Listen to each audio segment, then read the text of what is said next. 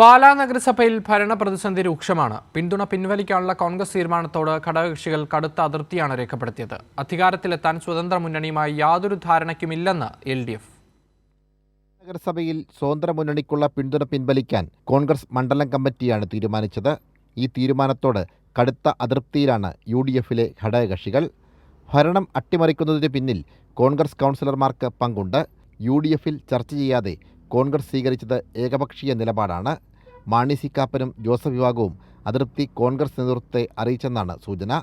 അതേസമയം സ്വതന്ത്ര മുന്നണിയുമായി യാതൊരു നീക്കുപോക്കിനുമില്ലെന്ന് ജോസ് കെ മാണി പ്രതികരിച്ചു. അനാഥമായി പാലാ പോകാൻ പാടില്ല. കഴിഞ്ഞ 6 മാസക്കാലമായിട്ട് നമുക്കറിയാം, ആ സ്വതന്ത്ര മുന്നണിയുമായി ബന്ധപ്പെട്ട് അവരെ ചില തീരുമാനങ്ങൾ ഡിക്റ്റേറ്റ് ചെയ്ത് പോവുകയാണ്. പക്ഷേ അത് പാലായുടെ വികസനത്തിന് വളരെ ദോഷകരമായി ബാധിച്ചിട്ടുണ്ട് എന്ന് പൊതുജനം പറയുന്നുണ്ട്. ഏതൊക്കെയാലും വരട്ടെ, അത് ബാക്കിയുള്ള കാര്യങ്ങൾ പ്രാദേശിക നേതൃത്വം തീരുമാനിക്കും. നഗരസഭയിൽ പ്രതിപക്ഷത്തിരിക്കാനാണ് ജനവിധി. അത് അംഗീകരിക്കുമെന്ന് CPIM ഏരിയ നേതൃത്വവും വ്യക്തമാക്കി.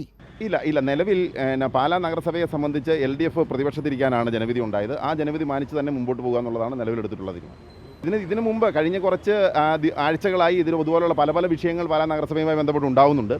പക്ഷേ ആ വിഷയങ്ങളെല്ലാം പിന്നീട് പരിഹരിക്കപ്പെടുന്നുമുണ്ട്. കോൺഗ്രസിൻ്റെ ജില്ലാ നേതൃത്വമോ സംസ്ഥാന നേതൃത്വമോ ഈ വിഷയവുമായി ബന്ധപ്പെട്ട ഒരു അഭിപ്രായ പ്രകടനം ഇപ്പോൾ നടത്തിയിട്ടില്ല എന്നുള്ളതുകൊണ്ട് തന്നെ അത്തരൊരു കാര്യങ്ങളിലേക്ക് ഇപ്പോൾ നിലവിൽ LDF പോകുന്നില്ല എന്നുള്ളതാണ്. 26 കൗൺസിലിൽ LDFന് 12ഉം UDFന് 10ഉം കൗൺസിലർമാരുണ്ട്.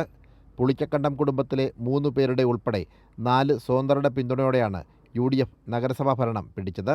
പിന്തുണ പിൻവലിക്കാനുള്ള തീരുമാനത്തിൽ കോൺഗ്രസ് ജില്ലാ നേതൃത്വം നിലപാട് വ്യക്തമാക്കട്ടെ എന്ന തീരുമാനത്തിലാണ് സ്വതന്ത്ര കൂട്ടായ്മ.